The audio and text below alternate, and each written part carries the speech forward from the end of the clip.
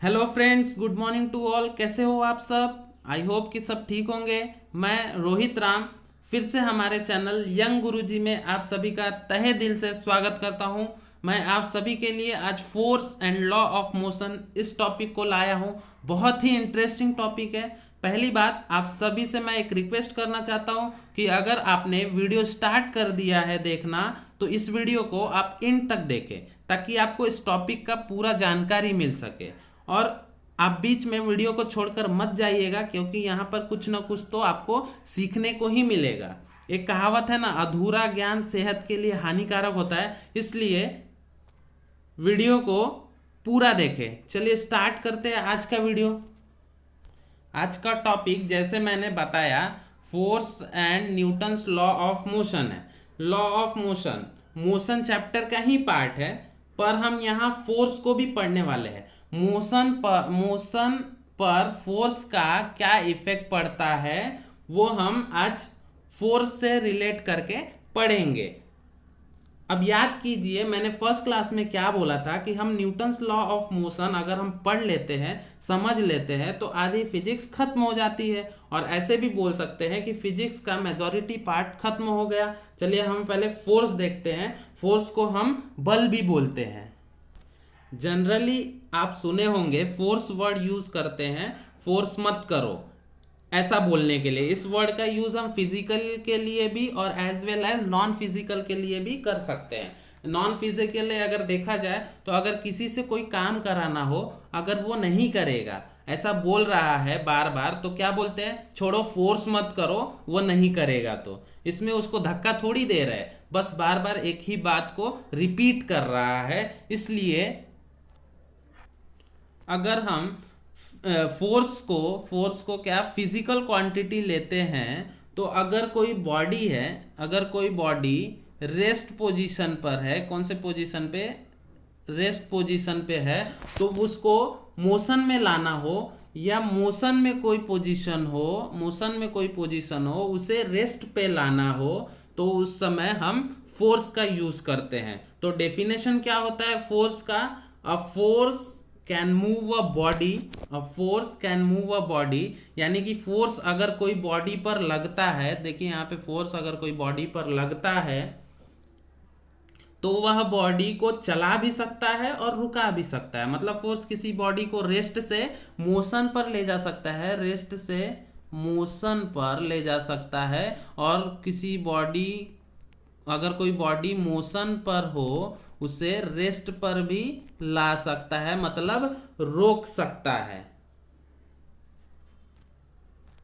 Force के 5 features है, इसे याद रखिएगा। पहला क्या है? अगर कोई बॉडी रेस्ट पर है, अगर कोई बॉडी रेस्ट पर है, तो उसे क्या मोशन में ला देगा?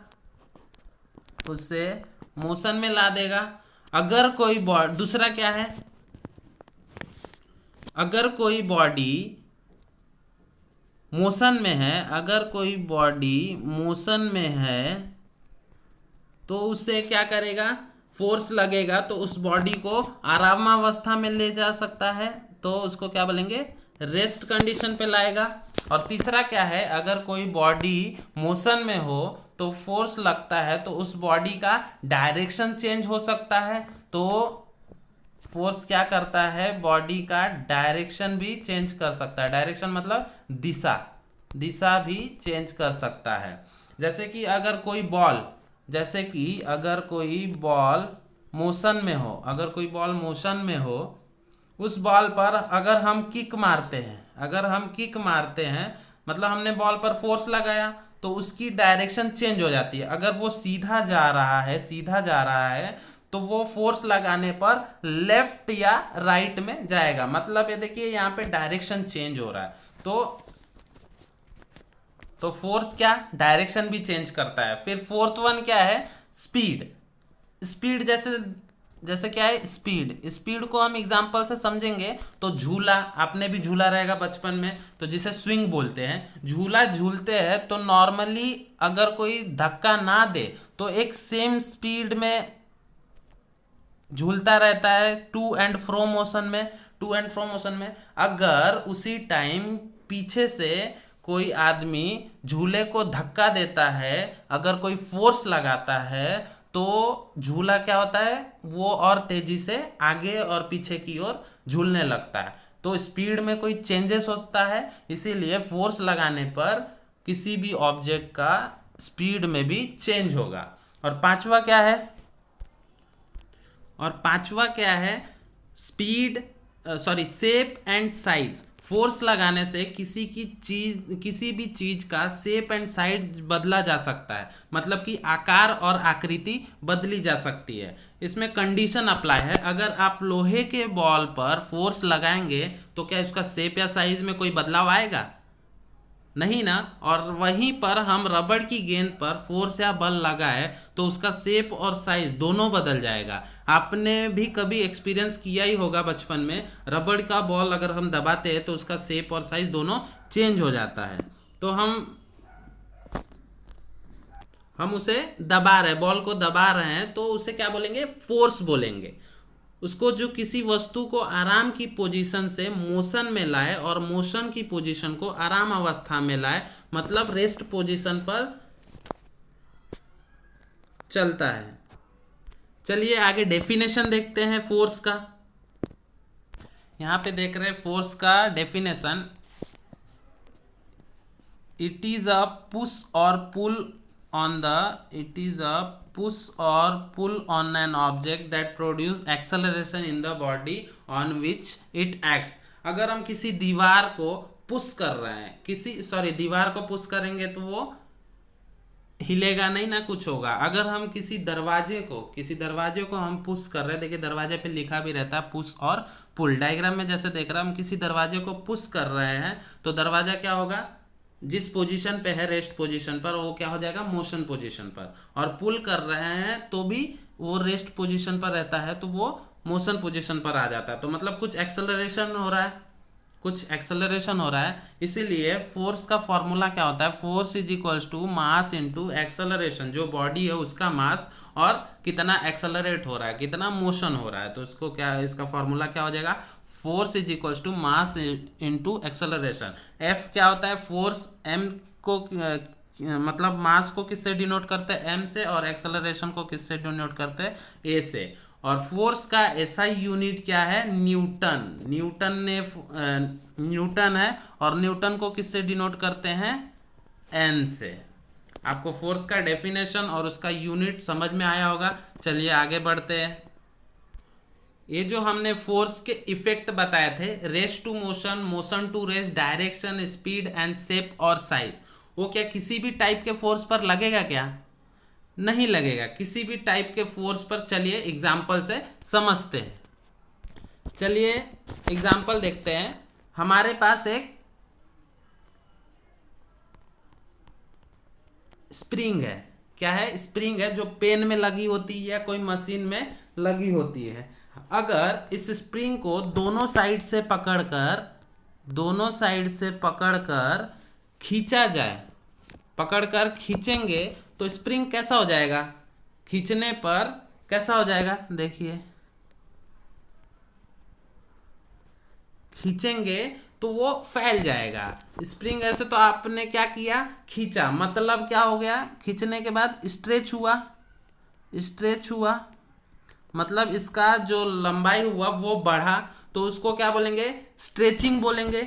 और आपने अगर इस स्प्रिंग को दोनों साइड से एक जैसा फोर्स लगाया, मतलब दोनों साइड से फोर्स लगाया, तो वो स्ट्रेच हो गया।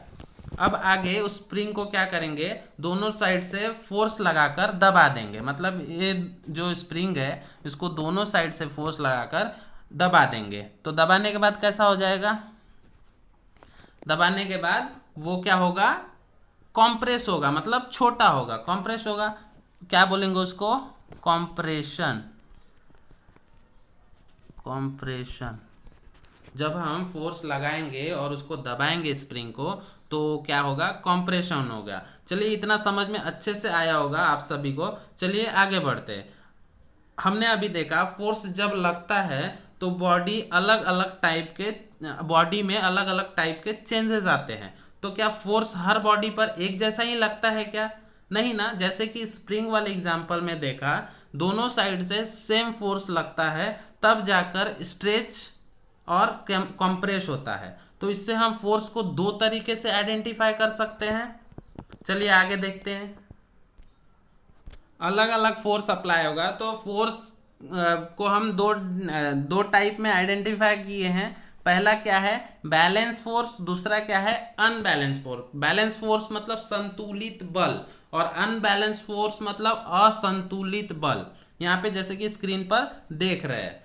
बैलेंस फोर्स को पहले समझते हैं, एग्जाम्पल से समझते हैं। चलिए एक हम टेबल लेते हैं। क्या लेते हैं, पहले हम लोग बैलेंस फोर्स देखेंगे। पहले हम एक टेबल लेंगे, उस पे एक लोहे का बॉक्स रखेंगे। किसका, लोहे का बॉक्स रखेंगे। अब अगर इस पे इस साइड से फोर्स लगा रहे हैं और इस साइड से भी फोर्स लगा रहे हैं, देखिए दोनों साइड से फोर्स लगा रहे हैं। पहले हम 10 न्यूटन, एक साइड से 10 न्यूटन बल लगा रहे हैं और दूसरे साइड से भी 10 न्यूटन बल लगा रहे हैं। तो बताइए दोनों तरफ से जब बराबर फोर्स लगता है तो बॉक्स के साथ क्या होगा। इमेजिन करिए अगर कोई बॉक्स है, उस पर 10 न्यूटन सेम बल इधर एक साइड से लगा रहा है और 10 न्यूटन सेम बल दूसरे साइड से लगा रहा है, तो वह बॉक्स क्या होगा, लोहे का बॉक्स अपने पोजीशन पर ही बना रहेगा, अपने पोजीशन पर ही बना रहेगा। वो कहीं भी खिसकेगा नहीं, ना इधर खिसकेगा ना उधर क्यों खिसकेगा। क्यों, क्योंकि सेम बल दोनों साइड से लग रहा है। तो इस फोर्स को क्या बोलेंगे, बैलेंस्ड फोर्स। इस फोर्स को क्या बोलेंगे, बैलेंस्ड फोर्स बोलेंगे। और एक एग्जांपल देखते हैं। बैलेंस फोर्स तो समझ में आया। चलिए बैलेंस फोर्स का डेफिनेशन विथ एग्जांपल देखते हैं। जैसे कि मैंने बताया है, पहला क्या लिखा है, force are said to be balanced forces if they nullify one another and their resultant force is zero. हम जब यहाँ पे देखिए 5 न्यूटन दिया हुआ है, 5 न्यूटन फोर्स इधर लगा रहे हैं, चाहे 5 न्यूटन फोर्स उस साइड लगा रहे हैं, तो उसका नेट आएगा, नेट फोर्स आएगा, तो दोनों ये होगा, नेट फोर्स जब लगाएंगे तो नेट फोर्स क्या आएगा, जीरो आएगा। रिजल्टेंट फोर्स क्या होता है, जीरो, क्योंकि इधर पे भी सेम लग रहा है उधर पे भी सेम लग रहा है, तो रिजल्टेंट फोर्स आएगा जीरो, नलीफाई हो जाएगा। तो इसी को क्या बोलते हैं, बैलेंस्ड फोर्स। एग्जांपल में जैसे कि आप देख रहे हैं। चलिए अब दूसरा एग्जांपल देखते हैं। आप लोग सब गेम खेलते ही होंगे। एक जाना माना गेम है शिप फाइट। उस शिप फाइट में क्या होता है, छोटा बड़ा शिप दोनों प्लेयर के साइड से आता है और दोनों लड़ते हैं। जब तक इक्वल वेट का शिप दोनों साइड से आता रहेगा तब तक गेम चलता रहता है। इसे हम क्या बोल सकते हैं, बैलेंस फोर्स समझ सकते हैं। और जैसे कि प्लेयर ने ज्यादा वेट का शिप छोड़ता है और सामने वाले के पास कम वेट का शिप रहता है, तो दोनों तरफ अनबैलेंस हो जाता है, दोनों तरफ अनबैलेंस हो जाता है। जो ज्यादा रहता है वो जीत जाता है। तो इसे हम क्या बोल सकते हैं, अनबैलेंस फोर्स समझ सकते हैं, मतलब असंतुलित बल। दूसरे साइड से वो कम होता है तो उसे अनबैलेंस फोर्स बोलेंगे। बैलेंस फोर्स समझ में आया था। अब अनबैलेंस फोर्स को डेफिनेशन के साथ देखते हैं। अनबैलेंस फोर्स देखिए, when two opposite forces acting on a body move a body in the direction of the greater force और forces which bring motion in a body are called as unbalance force.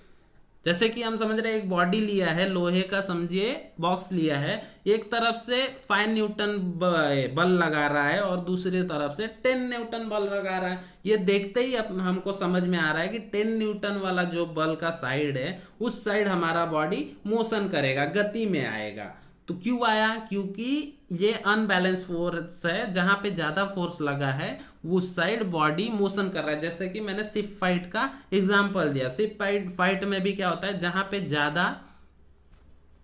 पर ज्यादा wait वाला ship आ जाता है वो जीत जाता है।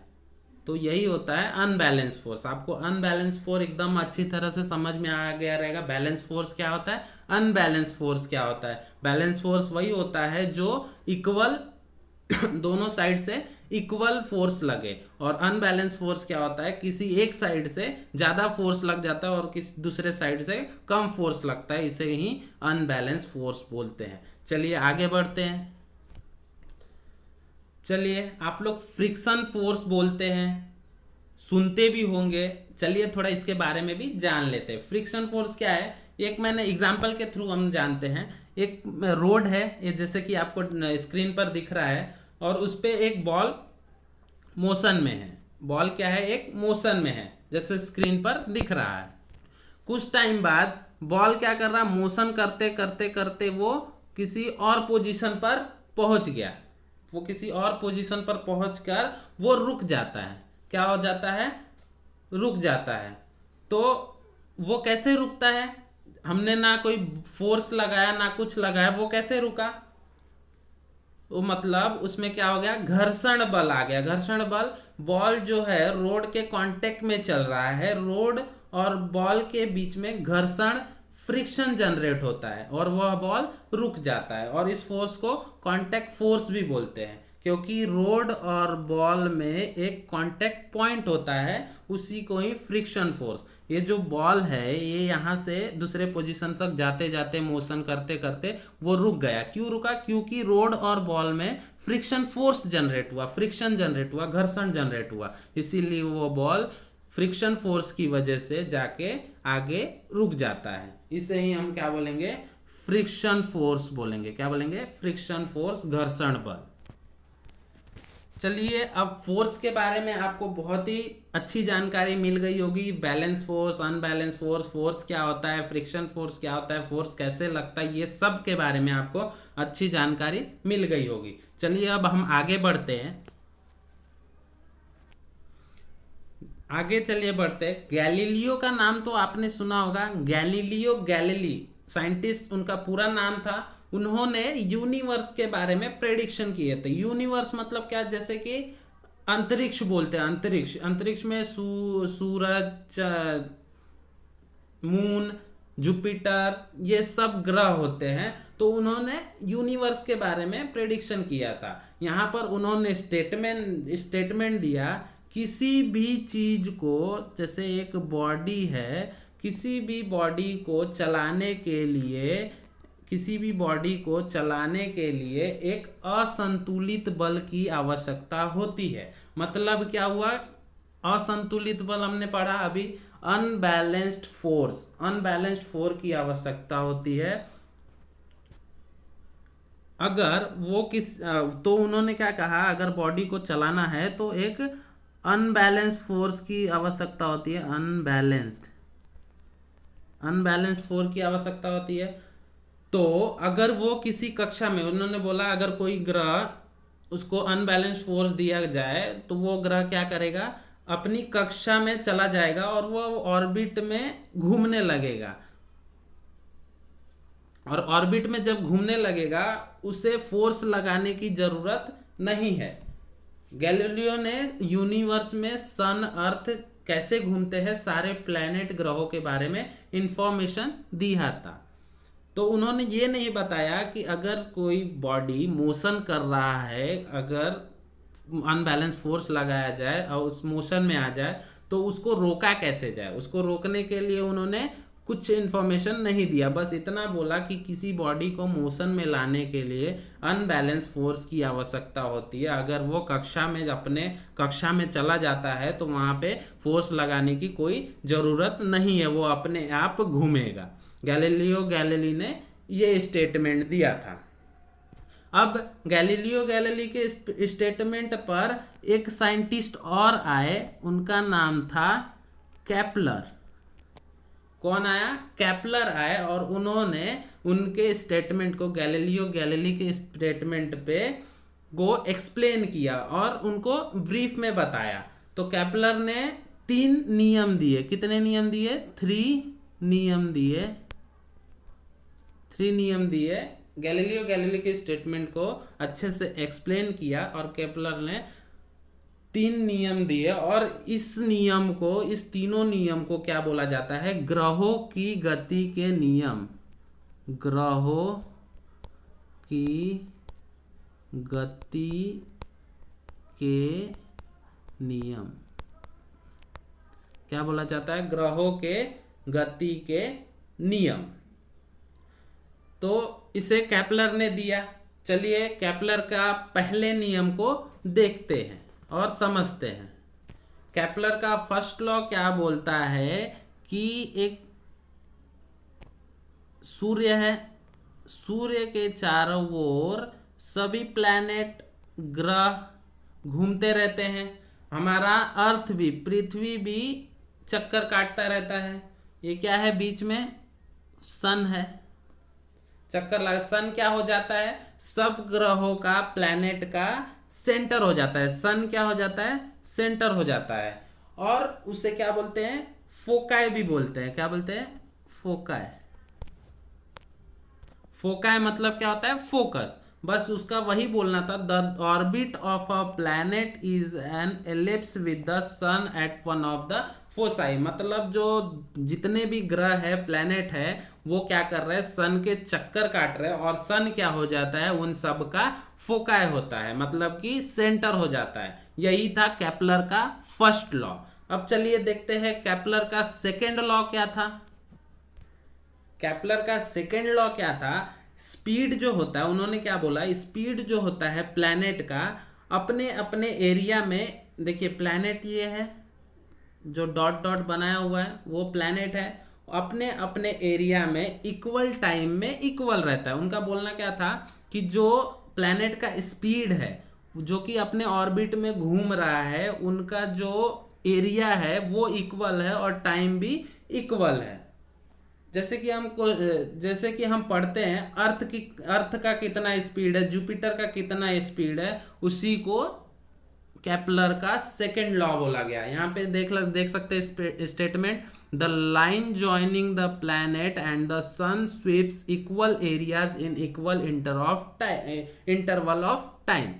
तो जो भी था प्लैनेट का एरिया और टाइम दोनों इक्वल इक्वल होता है, वही केपलर का सेकेंड लॉ है। चलिए आगे चलते हैं और थर्ड लॉ देखते हैं।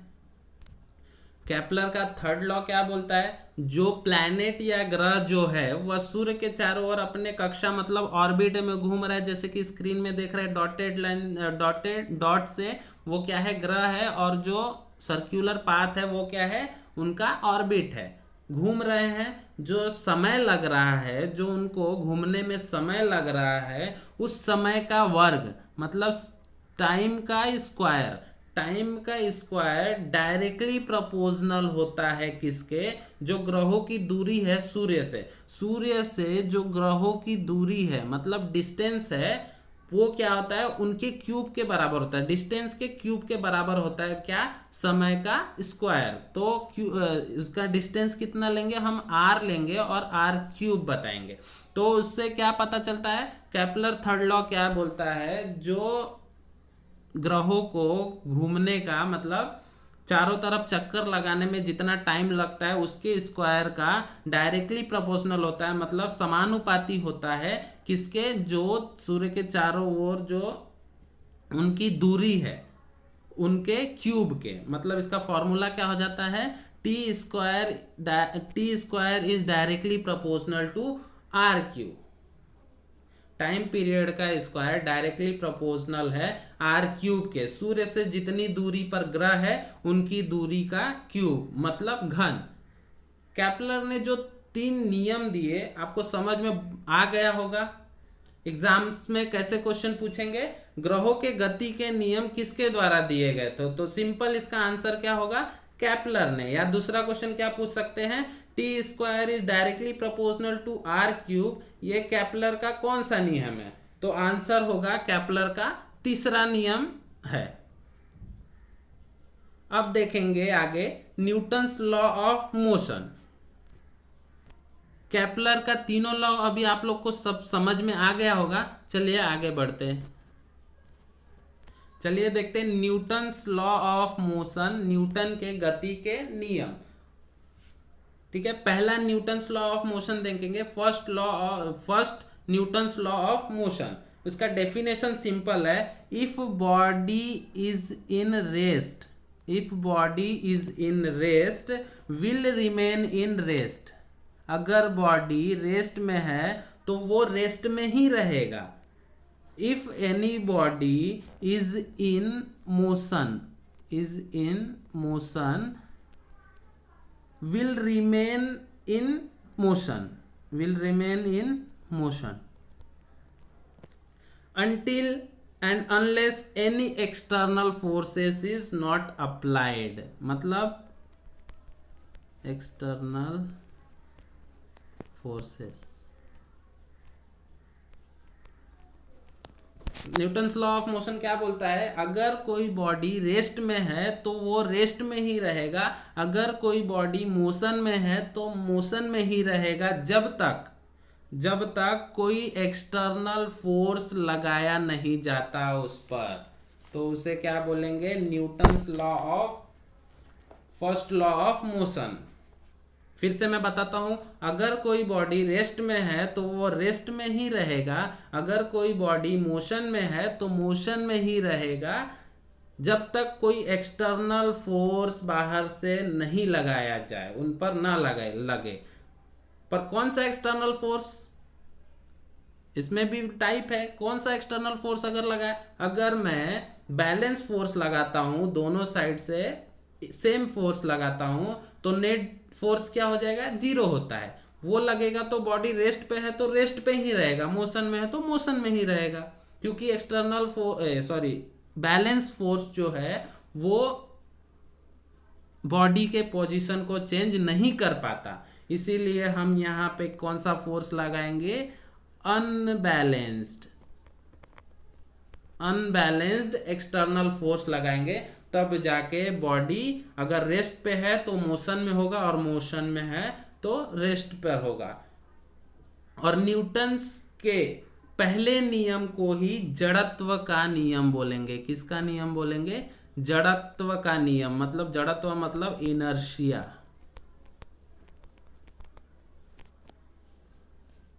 Newton's law, first law of motion को क्या बोलेंगे, जड़त्व का नियम, लॉ ऑफ इनर्शिया।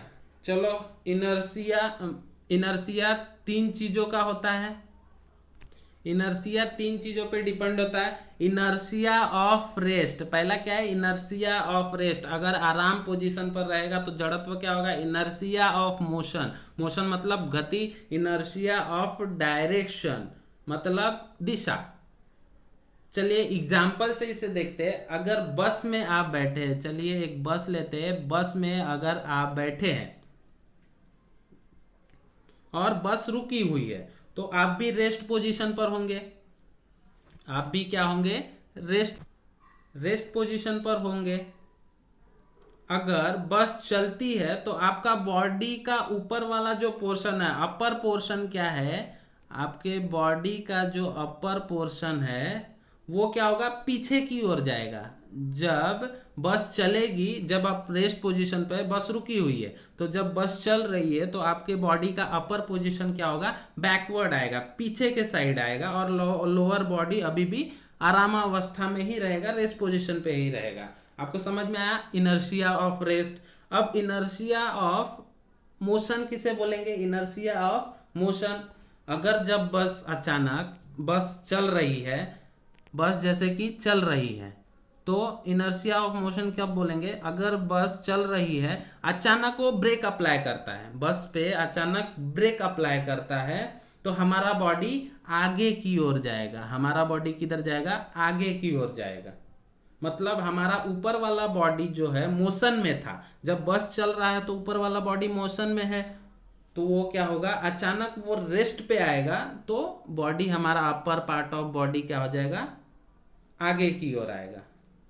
ये इसे बोलेंगे इनर्शिया ऑफ मोशन।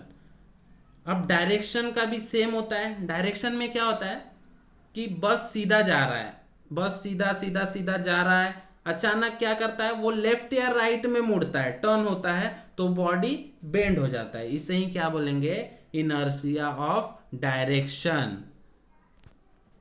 आज हम बस फर्स्ट लॉ ऑफ मोशन ही देखेंगे, जिसे कि जड़त्व का नियम बोलते हैं, लॉ ऑफ इनर्शिया बोलेंगे। आज के लिए बस इतना ही। आपको इनर्शिया, लॉ ऑफ मोशन मतलब न्यूटन्स फर्स्ट लॉ आपको अच्छी तरह से समझ में आ गया होगा। आज के लिए बस इतना ही करते हैं। अगले क्लास में और आगे का जो भी बच्चा है न्यूटन्स लॉ ऑफ मोशन वो पढ़ेंगे। आज का वीडियो आई होप अच्छी लगी हो तो वीडियो को लाइक करें, शेयर करें और सब्सक्राइब करना ना भूलें। ऐसे ही इंटरेस्टिंग वीडियो को पाने के लिए बेल आइकन पर क्लिक करें। Thank you for watching, thank you so much, bye bye, take care.